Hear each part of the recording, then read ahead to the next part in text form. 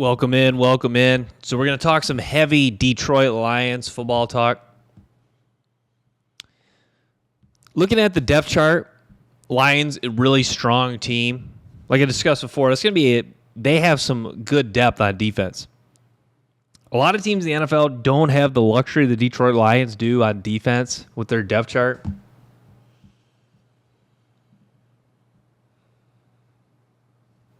Let's recap the Detroit Lions.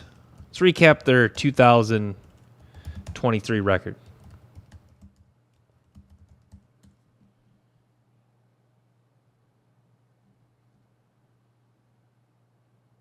A lot of you guys know what happened. If you're a diehard Lions fan, I'm sure you watched every game. It's always fun to look back, though, and we kind of rewind here. So started with a win against the Kansas City Chiefs. Big win. Thursday night, 8:20 p.m. NBC, 21-20 win. Lost to Seattle in week 2. Beat Atlanta. Beat Green Bay. Beat Carolina. Carolina was a nice revenge game, especially since the previous year they had lost to Carolina in disappointing fashion. Beat Tampa Bay, got beat really badly by Baltimore. That was an interesting game. That Baltimore game was kind of a wake-up call for the Lions. Really was a wake-up call. Beat the Raiders on Monday night. Beat the Chargers. Beat the Bears. Lost to Green Bay. That loss to Green Bay was interesting on Thanksgiving.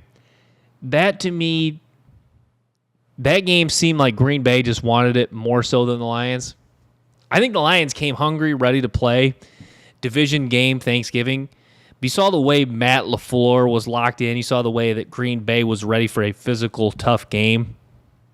That game, it seemed like Green Bay just wanted that game badly. So that was Lions obviously trying to win every game, but that was a game you felt the Packers just wanted it so badly. They willed themselves to that win. Beat New Orleans too after a hot start in the first half, especially. Lost to the Bears December 10th. Then beat the Broncos, beat the Vikings. Lost to the Cowboys in heartbreaking fashion by 1 point. There was some controversy in that game. Beat the Vikings, beat the Rams, beat the Tampa Bay Buccaneers, then lost to the San Francisco 49ers all the way in the NFC Championship game. So good season, 14-6. Some high points, some low points. Not necessarily a lot of lows, though. Not a lot of low points. I think that's what was cool about last season. I think that's what made it so enjoyable. Because you got to experience a lot of highs with just a couple of lows. What's interesting, you could argue there wasn't, other than the Baltimore game in the NFC Championship, those were the only two very lows. Other than that, it was a lot of highs. Like I just talked about. They did lose some games to Green Bay. Then it's tough dropping that game to Chicago. Those were lower points, I would say. But besides the loss in the NFC Championship game and the loss to the Ravens, those are really the only super low points in the Lions season.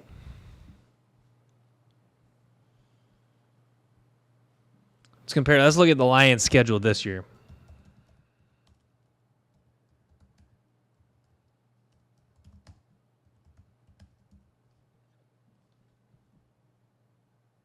Start off preseason action. We're less than a month away for the Lions kicking off preseason. They'll open preseason August 8th at the New York Giants.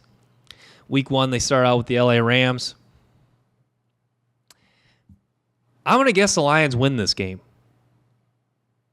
I don't really have any reason to back it up. I'm just going to guess the Lions win this game. Dan Campbell's the type of guy, and the Lions are the type of team. You give them a long time to prepare. You get a lot of these motivational speeches. You get a lot of the off-season hard work pumped up. You get all that mixed together. I believe that's going to be a win against the Los Angeles Rams.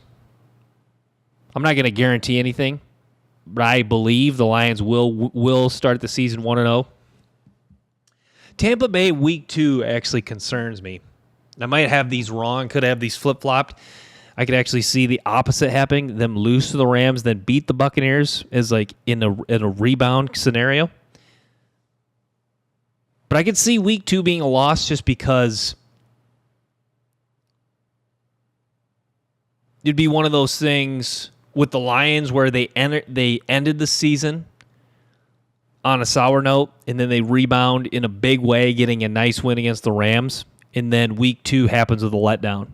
Be kind of similar to last. If you want to compare this upcoming season to last year, similar kind of thing. Lions ended with such strong momentum, and they opened the season with the win against Kansas City, and then followed up with the slight disappointment loss to Seattle. Could be the similar type of story I could see this year. Win against the Rams, then a loss against the Buccaneers. Really believe that they should beat the Cardinals. That's what's tough about the NFL schedule. You can playing the win-loss game is very tough in the NFL because so many teams change from year to year. Like there's always a team that goes from worst to first.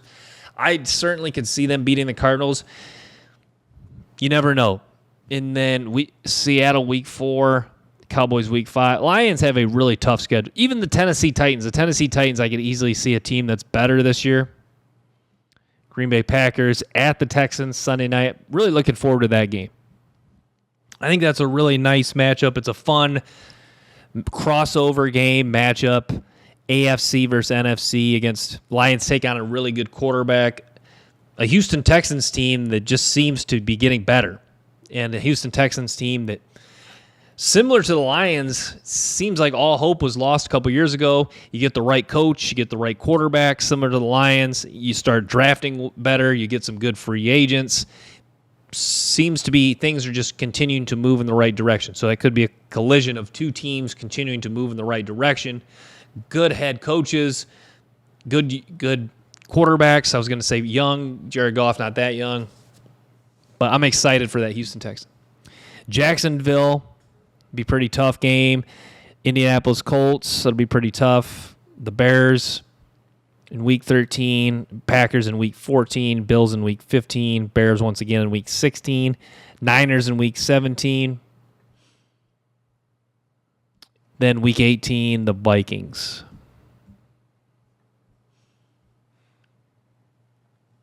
It's crazy the NFL plays 17 games now.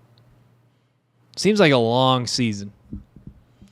I was never in favor of the added extra game. A lot of these guys just take a beating. The season's long, it's grueling, it's tough.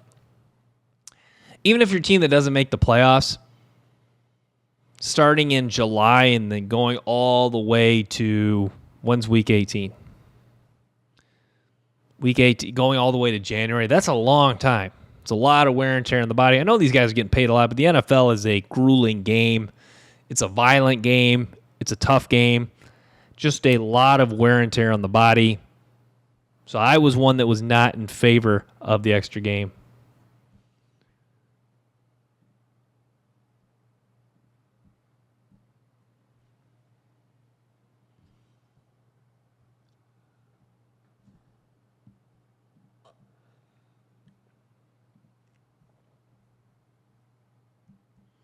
Looking at the Lions depth chart, wide receiver, Jameson Williams. Williams has got to be better this season. It is interesting with Jameson Williams. He is the guy that continues to show enough where he leaves enough where he's a guy that begs you for more. Jameson Williams, I compared him to the employee that the boss doesn't really like and wants to fire, but just continues to get enough done. Just works, still a good enough worker. To me, Jameson Williams is he's similar to, it's like when you're watching a show and you can only watch one more episode before you have to, because you know you have to go to bed, and the show leaves you on a huge cliffhanger. And the show was getting good, the show was starting to get pretty good, but it wasn't really completely captivating your attention. That's Jameson. Jameson Williams is what I'm trying to say is Jameson Williams is the show that's leaving you on a cliffhanger. You keep saying this has the potential to be really good, but we just need to see it. We keep holding our breath. Like, when's it going to happen?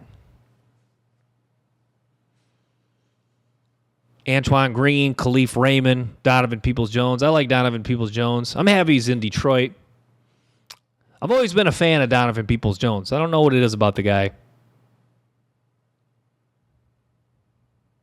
I think he leaves a little bit too much meat on the bone. I don't think he's necessarily lived up to his full potential, Donovan Peoples-Jones. He's one of those guys, I believe, that has been blessed physically and he's done enough, if that makes sense.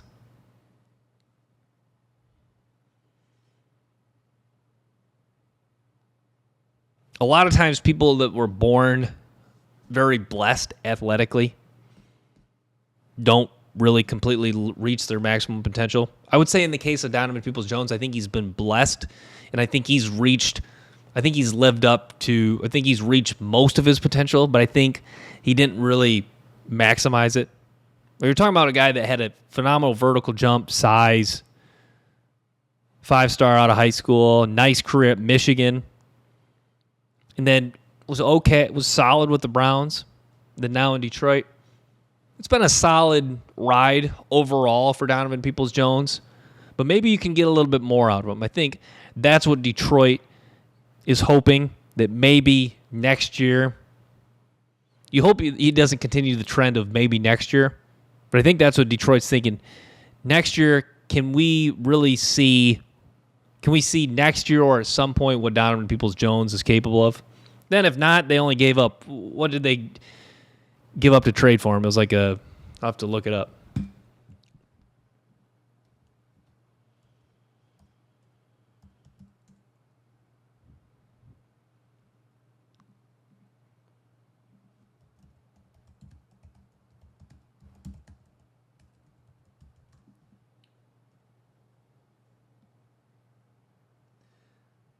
$2025 6th-round pick. So the Lions gave up a 6th-round pick. If they don't get anything out of him, they didn't necessarily lose a ton. Let's really break down this Lions wide receiver core. Let's pull up Amon-Ra, let's pull up Amon-Ra St. Brown stats.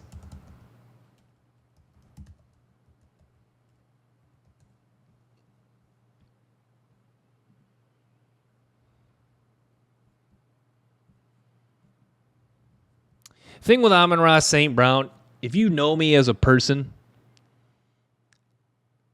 I'm the type of guy that will admit when I'm wrong. I was wrong about Aiden Hutchinson. Been wrong about Jahmyr Gibbs.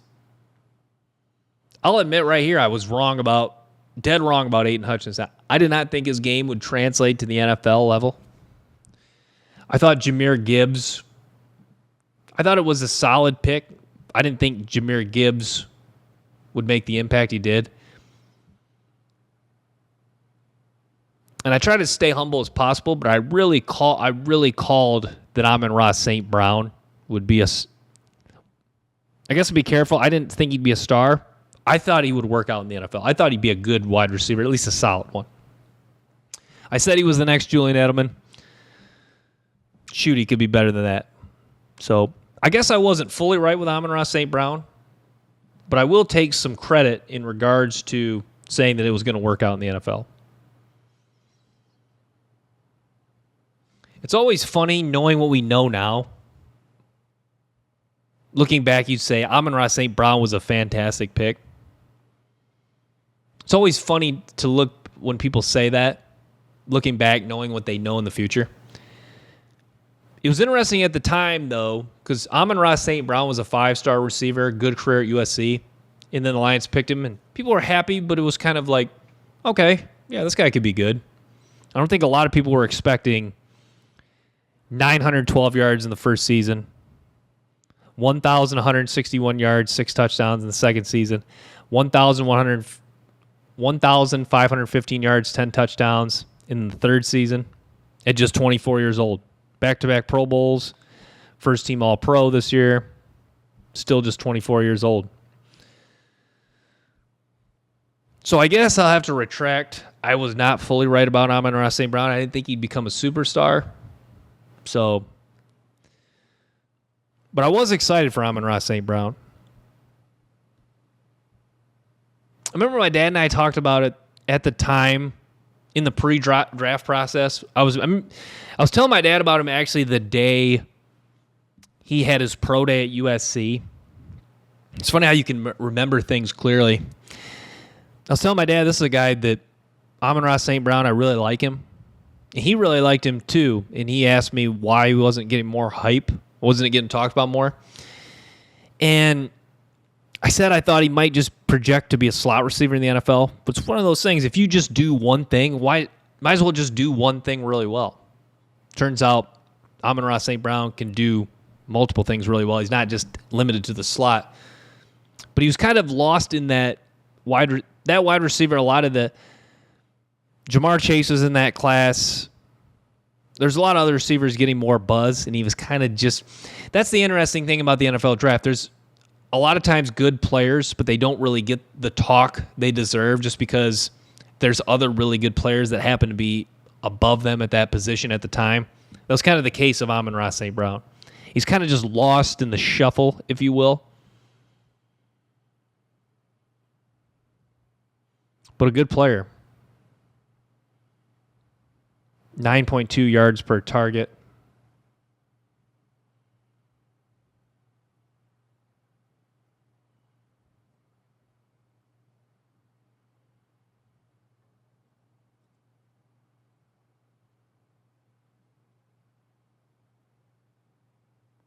Really took off at the end of the 2021 season. That's the other thing that's cool about Amon-Ra St. Brown.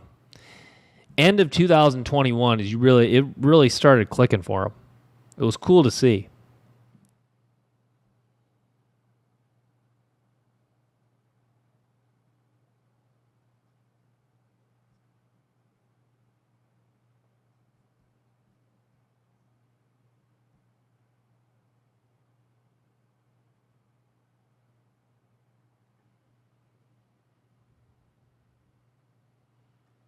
From week 12, you rewind to 2021, from week 12 and beyond, really was on a tear.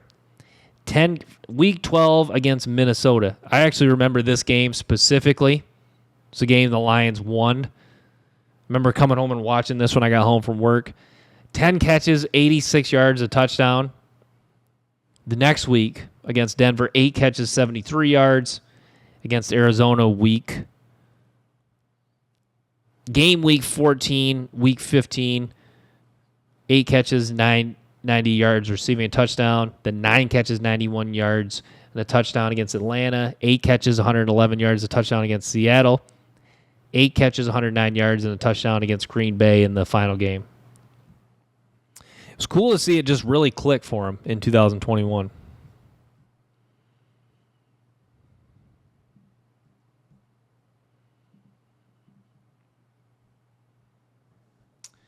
I talk a lot about that draft for the Lions really set the tone for them. Penei, Sewell, Amon-Ra St. Brown. Got 2 core foundational players. That's what's cool about the NFL. That's why people really love the NFL draft, because it gives people hope.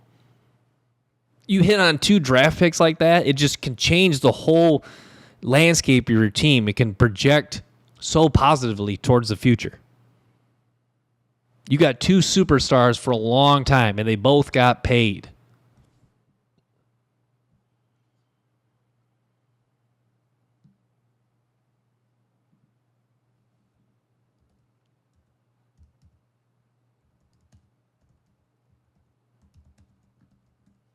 Pull up Jameson Williams' stats.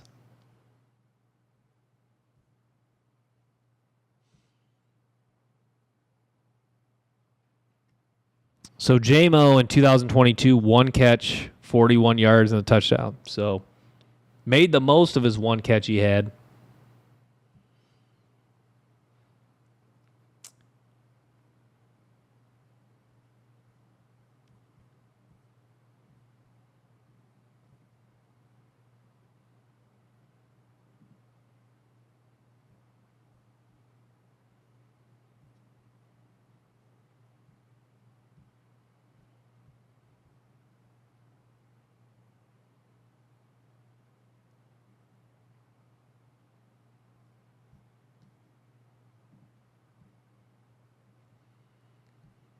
So only played six. It played 6 games. 2022. This past year in 2023, played 12 games. 10 of them he started.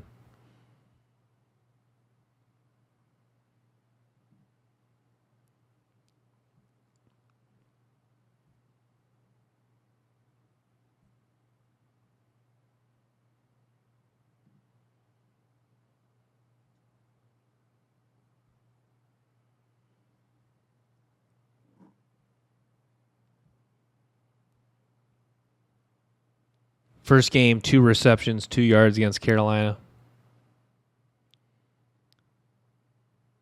That was the first game he played. That was week 5. Week 6, 2 catches, 53 yards. It did have that nice receiving touchdown against Tampa Bay.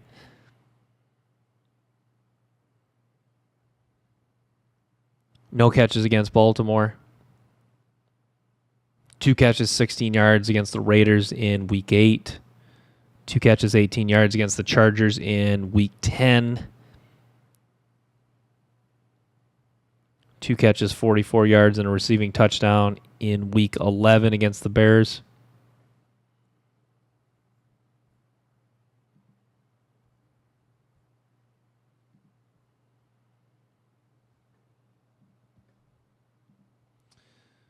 Pull up some of the Detroit Lions news.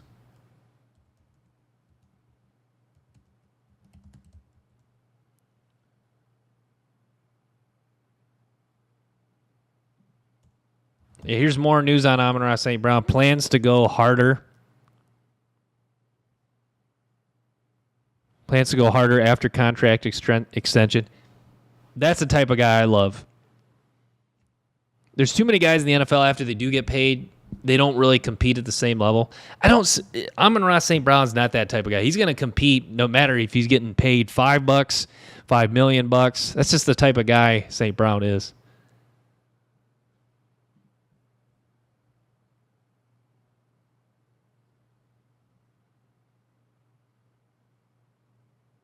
This is interesting. All the Detroit Lions news is talking about similar to the stuff we're talking about. Looking at the previewing the Lions wide receiver depth chart, talking about Amon-Ra St. Brown, plans to go harder after contract extension. Awesome stuff.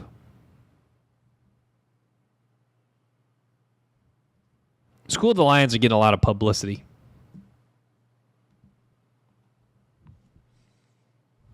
Once again, the 2021 NFL Draft, talk about getting 2 guys that not just bring them publicity, but 2 guys that really set, when you're trying to change a franchise, getting guys like Amon-Ra St. Brown, Sewell is huge for their play on the field, but they really just set the tone. Penei Sewell is a guy that just doesn't want to come off the field. And then, like this, Amon-Ra St. Brown talking about going harder after contract extension. Aren't those just 2 of the type of guys you just love to have on your football team? One guy, an animal at a premium position, left tackle, can play right tackle, dominant run blocker, and the guy doesn't want to come off the field. And then you got Amon-Ra St. Brown, a guy who plans, he's saying he's going to go harder after contract extension. Wouldn't you just be salivating as a coach, whether at the high school level, college level, NFL level, Pee-wee? Wouldn't you just be salivating to have two guys like that on your roster? I think that's just awesome. That's why Brad Holmes was so happy when he drafted Penei Sewell. They knew they had got a monster. He was happy after he got Amon-Ra St. Brown. You can kind of sense when Brad Holmes knows he killed it. Brad Holmes is one of those guys that seems confident in his abilities. And a lot of times you argue when people are like jumping around, maybe they're not truly that confident. I think that was a case where Brad Holmes is always a confident guy. I think in that case, he knew he had knocked it out of the park. Not only knocked it out of the park, they got the guy they wanted. So I love the Sewell pick. Detroit fans love the Sewell pick. Brad Holmes is confident in it. I'll keep repeating it. St. Brown, Penei Sewell, first draft, both of them got paid. Certainly set the tone for the Detroit Lions.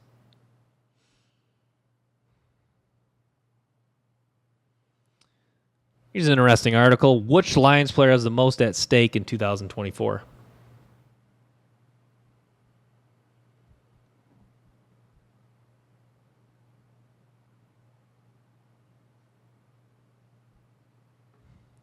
They're talking about Aleem McNeil. That makes a lot of sense. Aleem McNeil,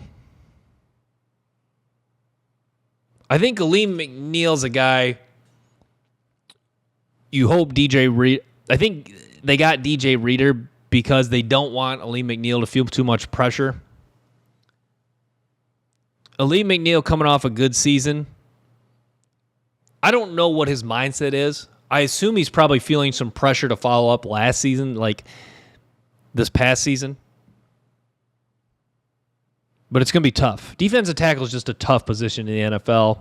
And McNeil should be good again, but you never know.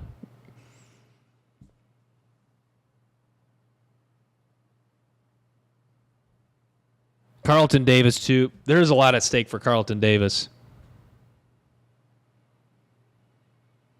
Similar to how I was talking about Amon-Ra St. Brown kind of got lost in the shuffle. Carlton Davis he's similar to that in the NFL at the cornerback position. He's never really discussed about as one of the top corners, even a few years ago when he's getting 18, 19 pass breakups a year. But you look at him, when he's healthy, what's the difference between him and some of the top corners as far as if you're discussing pass coverage? So Carlton Davis, if healthy, can generate a lot of pass breakups for the Lions. And maybe he's a guy that could be in the discussion for being a guy that stays in Detroit for several years to come. Marcus Davenport, too. Emmanuel Mosley, too. Emmanuel Mosley just got to stay on the field. Davenport's got to stay on the field. And Davenport's got to just rush the passer for him. I know I sound like Captain Obvious, but Marcus Davenport, the Lions just need another at least solid edge rusher. Because Aiden Hutchinson's going to get his. But if you can get... I've said this before. If they can get the 8.5, 9, 10 sacks from Davenport, that's such a premium. Because Hutchinson, you should be able to pencil Hutch in for probably 13, 14, 15 sacks. If you get 8.5, 9, 10 sacks out of Davenport, that'll pay really big dividends for the Lions. At least in my opinion. Fontu Melifonwu, Onwuzurike, they talk about those guys just because they're last year of their rookie deals. I like Melifonwu. I do like Onwuzurike. It's just the guys just got to stay on the field.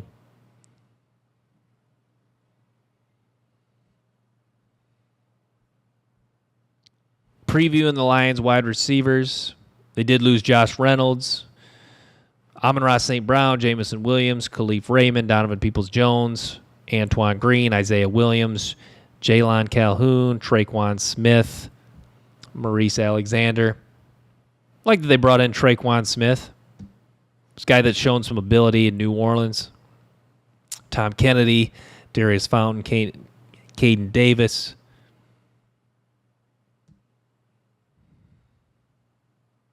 Love to see more out of Antoine Green.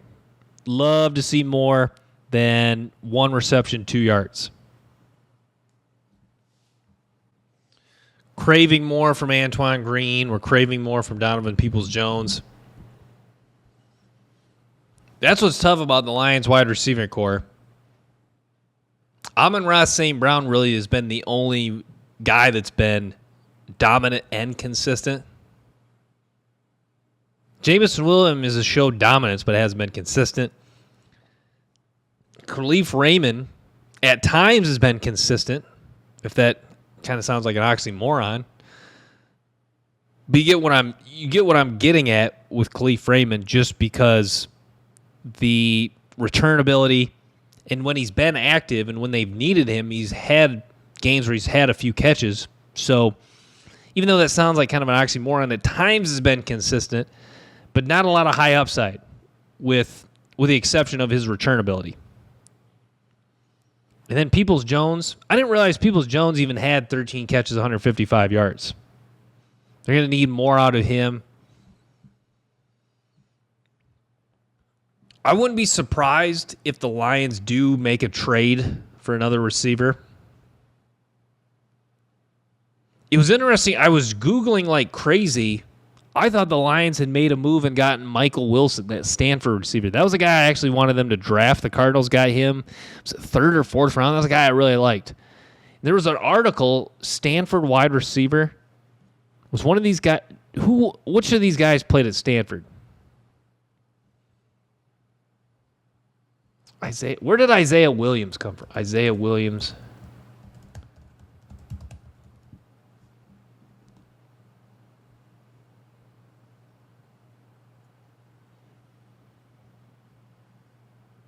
He was at Illinois.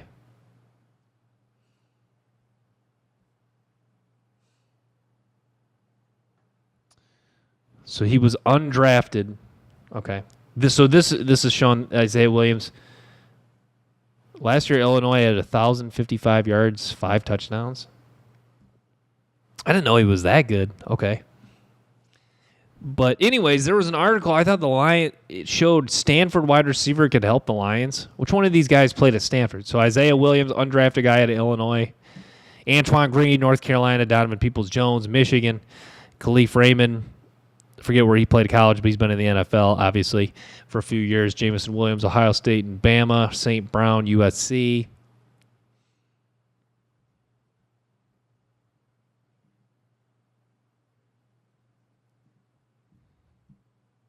I know that's a random name, but maybe Michael Wilson is a guy that the Lions can trade for. They probably would have to give up certainly some high capital for him. Michael Wilson. How did Michael Wilson do last year? I know this is kind of getting off track. I know it's supposed to be talking about the Lions, but this is a guy that, because I'm throwing out there potential guys the Lions could trade for. Yeah, Michael Wilson last year, 38 catches, 565 yards, 3 touchdowns. Still a young guy, just 24 years old. Got some height, too. I think that was part of getting Donovan Peoples-Jones. It wanted another receiver that can play on the outside with some height. That's Michael Wilson, 6'2", was it 213? He was listed. I just had him up here a minute ago. Cardinals might want a lot if they were to trade for him just because he's young and just because he flashed.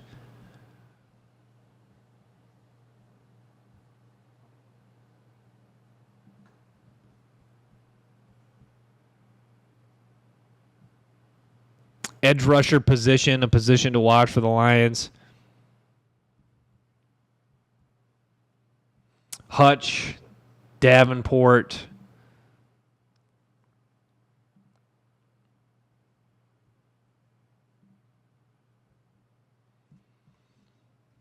Hutch, Davenport, Comiskey, Pascal, Houston. Guys with experience. Guys that have proven good players. Especially James Houston. I hope they keep James Houston.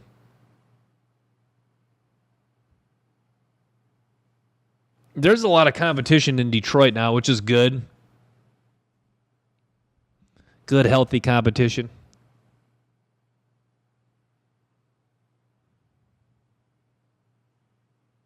Happy the Lions have some team speed as well. Maybe not great team speed. That was one thing that was really disappointing with the Lions under Matt Patricia. They did not have a lot of team speed.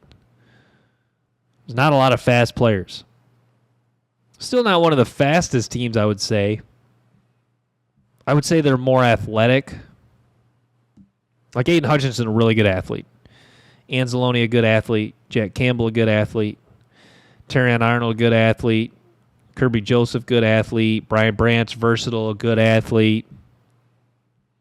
A lot of good athletes. Hutchinson is fast. He's a D lineman, though. He's an edge rusher, though. Carlton Davis, not a fast guy either, relative to his combine 40, but he is good in coverage. He does stick to receivers. He plays fast. That's a good thing about Carlton Davis. Carlton Davis is the epitome of a guy that plays fast. Plays fast, and in the way he plays, it doesn't really matter what his 40 time is. He doesn't allow separation. Same kind of thing with Terrion Arnold and Carlton Davis, both similar guys when you think about it. I think they actually ran the exact same 40 time, which is interesting. Both 4.52, 4.53. I think that's what Carlton Davis was. And Arnold was 4.52. You watch them, though, and they can stick to receivers.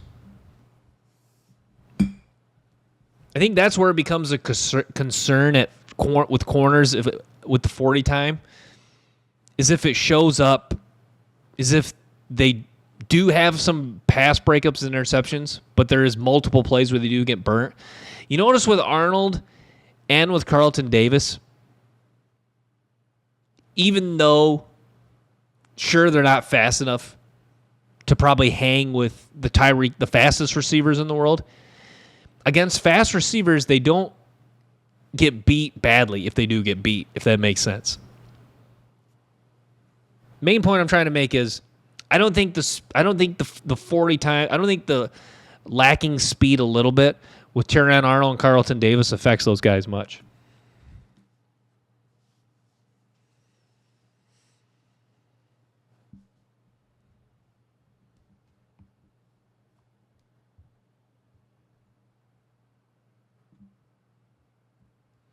I do love the Lions running back core. David Montgomery, Jahmyr Gibbs, Greg Reynolds. Good, tough, hard-nosed runners.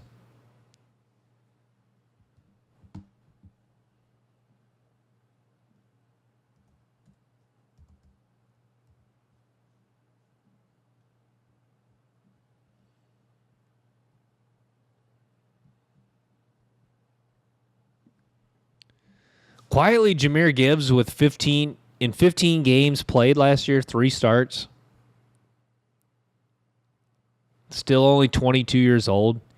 945 yards rushing, 10 touchdowns.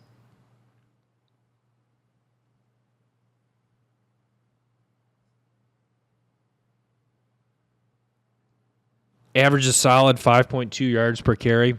Anytime you get that over 5, it's pretty good by the NFL standards. 316 yards receiving.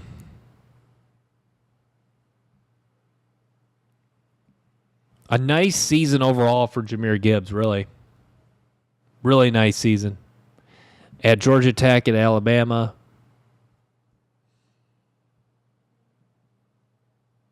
I want to pull this up. Pro Football Focus gave the Lions the best offensive line unit. I thought that was pretty awesome.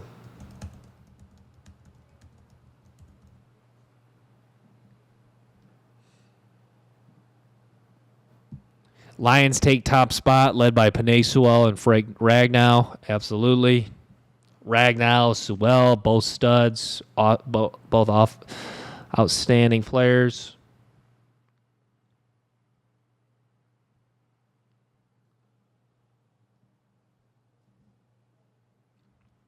When the Lions' offensive line when they were healthy, the Lions was arguably the best unit in the NFL. Absolutely.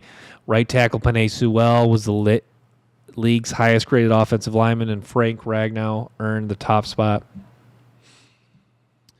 That's why I don't understand how they ranked. I don't even want to be critical of Pro Football Focus's rankings, but that's how I don't understand why they had Sewell as like the number 3 offensive tackle when he was the highest graded guy. Obviously, I respect that they don't necessarily rank guys by how they were graded. You think Sewell, though, since he was the highest graded guy, would have at least got that number 2 spot behind Trent Williams? I can see the argument Trent Williams as the best offensive tackle. I think Sewell's right behind him, though.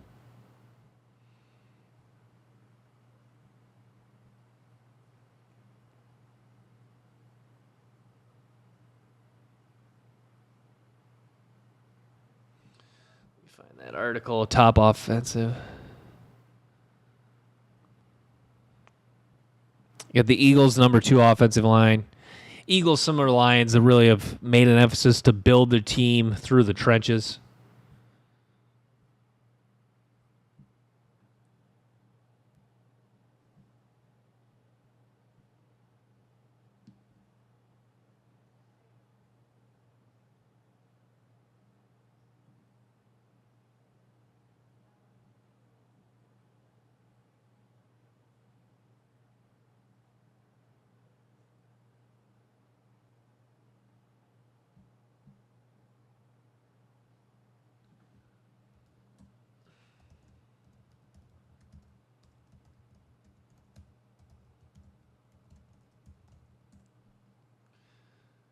It is, what? Or no, this isn't it.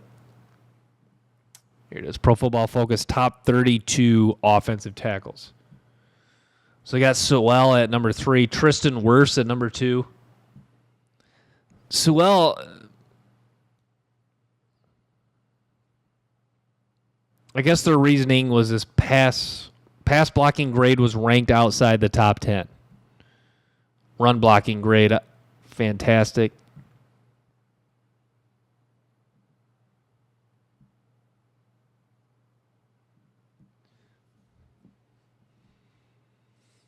I would have given Sewell the 2 spot, not just because I'm a Lions fan. Sewell is just an animal.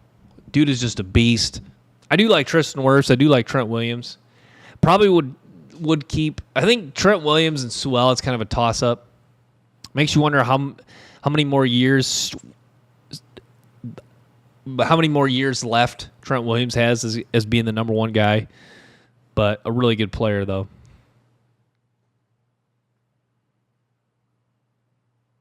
Sewell probably is going to get that first spot, first ranking by Pro Football Focus and by the NFL top players eventually.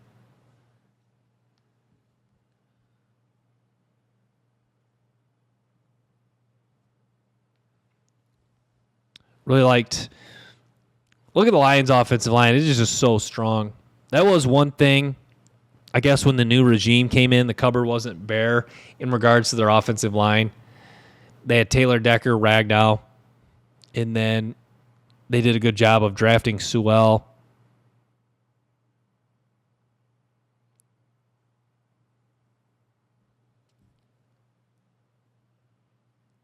Then this year bringing in Kevin Zeitler, draft Christian Mahogany, and then Giovanni Manu. I like that they did take 2 offensive linemen. I kind of forget about that because Brad Holmes was talking. He had talked about how they felt like they were comfortable, they were ready to line up and play on the offensive line. So I didn't think they were going to draft anyone. And then 4th round they take Manu, and then 6th round Christian Mahogany. So you get 2 really good players. I think 2 players not only to help out depth wise, but 2 players that could potentially play at a high level, maybe not next year, but in the future. And especially one guy, Giovanni Bernou, with the right coaching, and if he continues to make the emphasis to develop himself, I think he'd be a really good player. So Mahogany, Manu, both got bright futures. One guy, it's going to just be a transition to the NFL. And another guy, talented, but health concerns. Like Mahogany missed the entire 2022 season.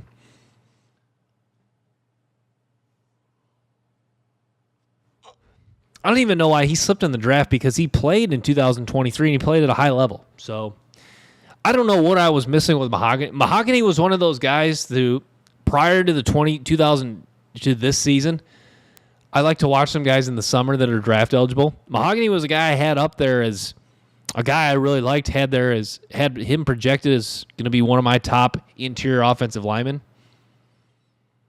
And he played well, but for some reason, people just didn't view him in as higher regards.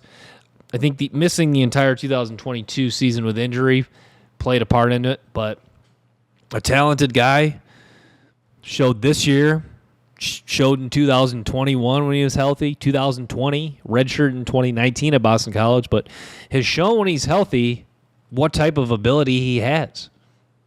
So be fascinated to see what happens with Christian Mahogany and Giovanni Bernou. Both interesting picks.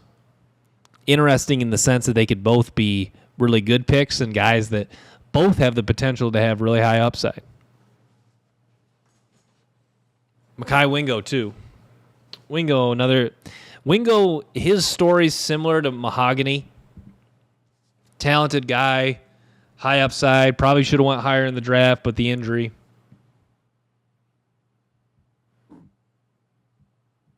Those guys are always a risk, though.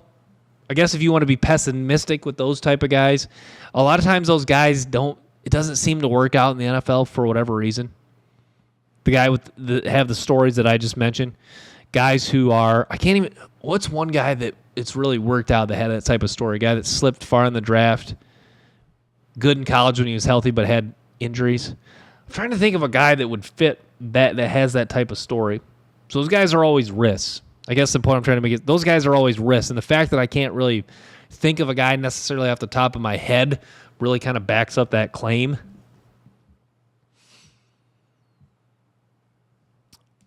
I really want to think of one guy where it's worked out in that way. You've seen guys get drafted high, too, that have had injuries and it didn't work out. You've seen that story play out.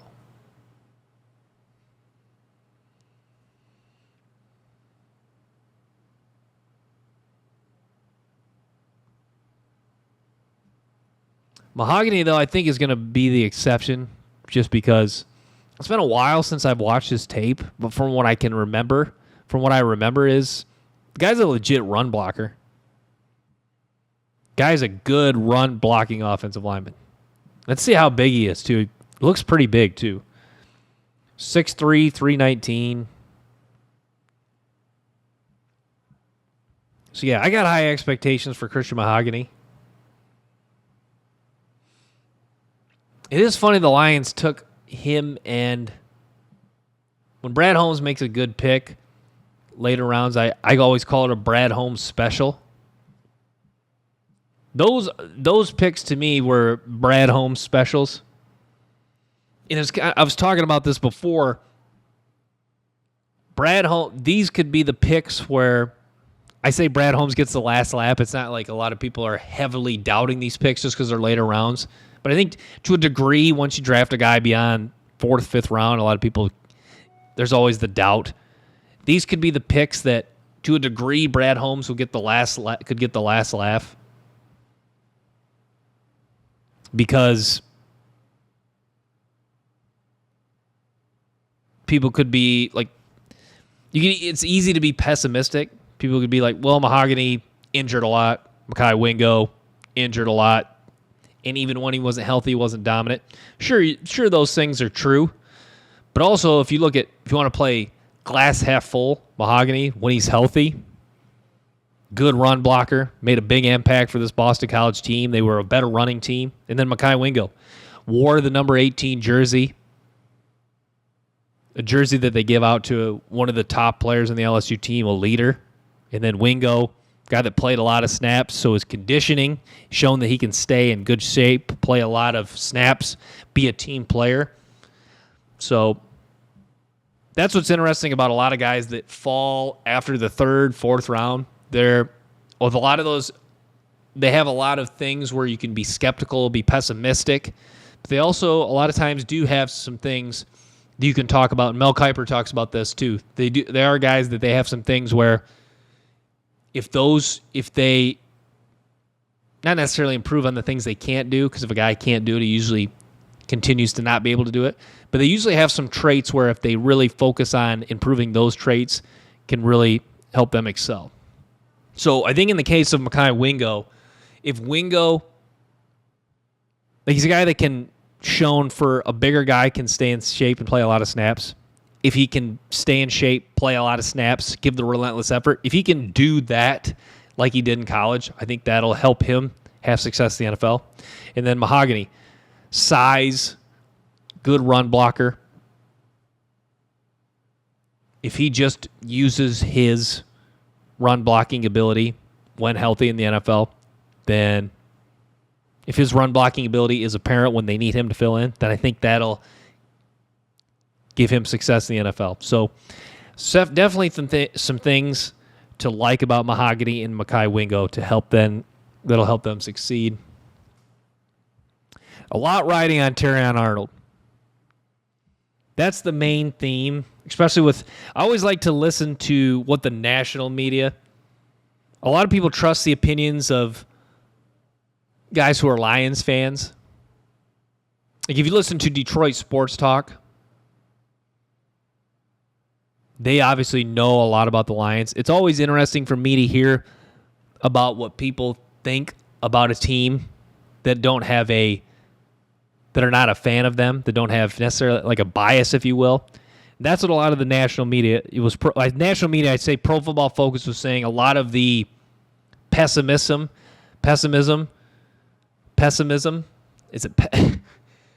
I guess if you're being pessimistic with the Lions, that was Pro Football Focus's main thing was, in the case of the Lions, if the cornerback, like Terrion Arnold, struggles year one and Carlton Davis struggles or is injured, that could really take a toll on the Lions.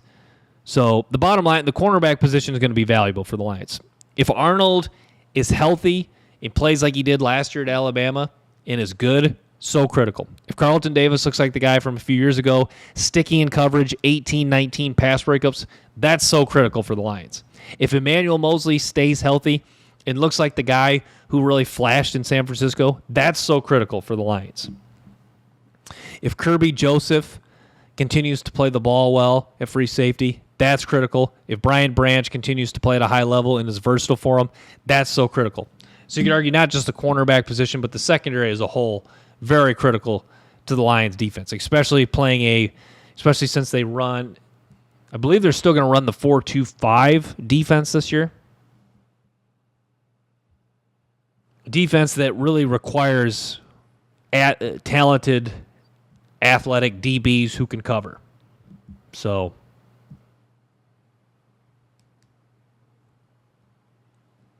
it's good that Brad Holmes did get Carlton Davis, because if they didn't get Carlton Davis, I think even with Rakestraw too, that's another guy, I think there'd still be some questions around the Lions in the secondary, even if they did take Arnold and Rakestraw but didn't get Carlton Davis. I think a lot of people would still be scratching their heads, because now you're saying, okay, we got some young guys, but they're young and unproven. And we don't really have, and we have Mosley, who hasn't played in a year. We have young guys that are unproven, and we're still looking for a guy who can stay healthy and play at a high level. So I guess the main point is Carlton Davis really clears up a lot of questions. Linebacker, they should be fine. Anzalone, Campbell. DJ Reader. Is DJ Reader back practicing, or is he going to miss some time? I thought I had heard Reader's going to miss some time.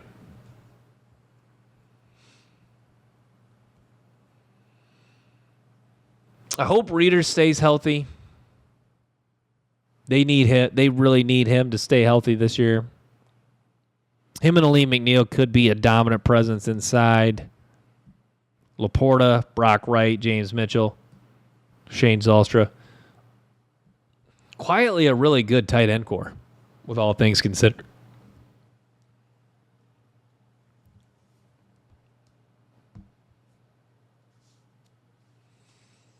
And then I think the Lions should win at least 2 of the first 3 games. LA Rams, Tampa Bay Bucks, Arizona Cardinals. It's hard for me to believe that the Lions would lose 2 of those games or all 3 of them. 3-0 is obviously the best case scenario in those first 3 games. I think you can still hang your hat pretty high if you start 2-1 in those games, because that's you think about it, that's 3 hungry teams they're going against. The Rams will be hungry because the Lions beat them the year before in the playoffs. Bucks will be hungry because the Lions beat them the year before in the playoffs. And those teams every NFL team is hungry, but the Rams and Bucks, they have a lot to prove. The Rams have a lot to prove because Aaron Donald, I don't know, I'm not making this point very well because a lot of teams have a lot to prove. But the Rams should be bottom line, Rams will be a solid football team. Bucks will be a solid football team. And the Cardinals are a team that's thirsting to get better, and when a team's thirsting to get better, they are going to be really eyeing an early victory for some confidence. So I guess that's the best way to articulate it, is the Rams will be a solid team, good quarterback. Bucks, solid team. And then the Cardinals, a team that's trying to turn the corner, trying to rebound, and will be hungry for a win. So you could argue this is the case. The Lions will fall. The Lions fit this category going up against any opponent that they are now the hunted, if you will. But those first three teams, it'll be a bit of a challenge. It'll be a bit of a challenge for them.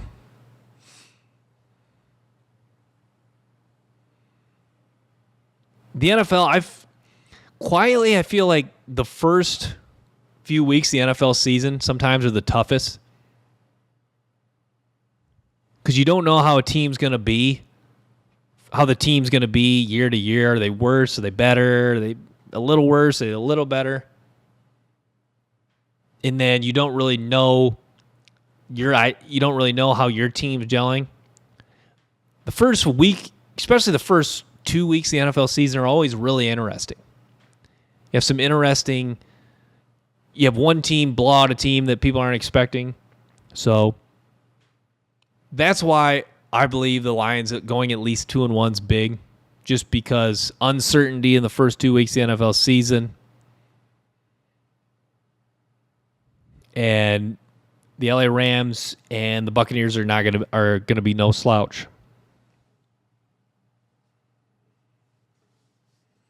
Lions gonna open training camp just a couple weeks away, and then that first preseason game, August 8th, against the Giants.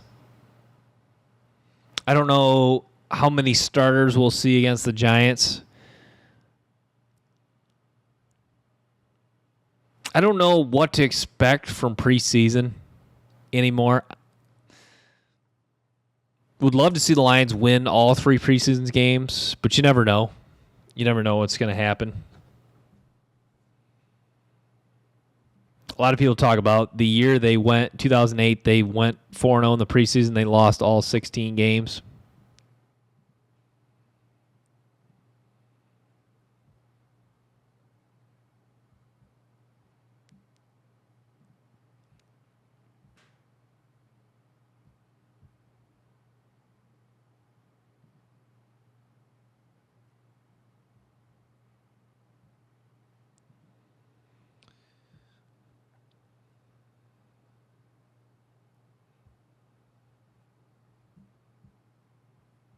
And then Jared Goff, too.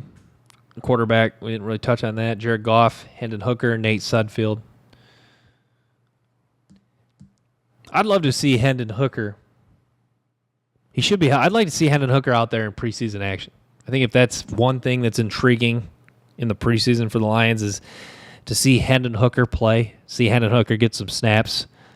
We haven't seen Hendon Hooker play football in a while. But I got to wrap with that, guys. Thanks for tuning in. Stay tuned for more episodes and clips.